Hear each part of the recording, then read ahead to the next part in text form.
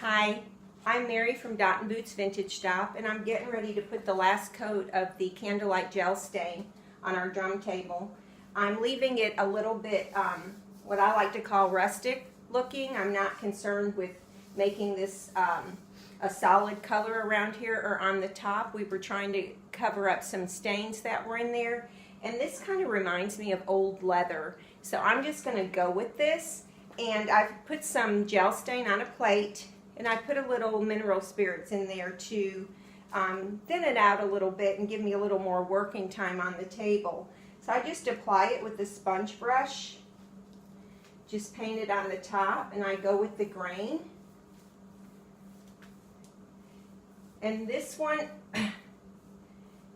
since I'm trying to cover up some stains, I am and if I get it on this is one reason I do the stain last, because if I get it on the piece, I can just go sand it and touch it up. Make sure I get the ends around here. Come around, and I'm just painting this on. I can take a shop cloth when I'm done and wipe this off, but I'm wanting to just get a little bit of streaking in there. I'm loving how this is going on here. Again, the mineral spirits just gives me a little bit more working time with it. So on the sides here, I'm liking how that's going. So I don't think I'm going to wipe that off much, maybe just lightly if I see some. Now on my first coat, I kind of globbed it on with the sponge brush and then took a shop cloth and basically wiped almost all of it off. But here,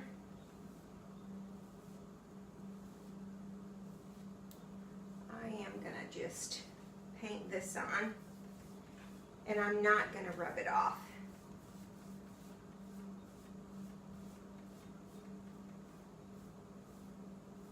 And I'm just going to wipe it back with the brush.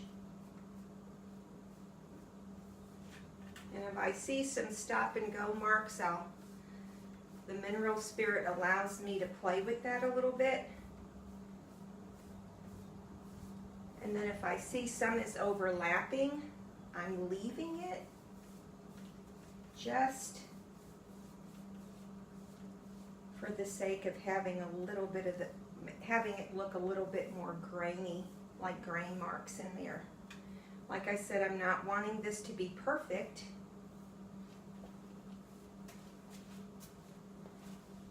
At all. And then if there were some marks I didn't like, I could go back in and feather it.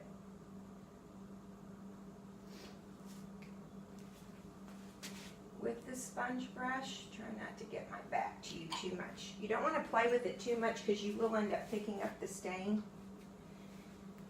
And that's it.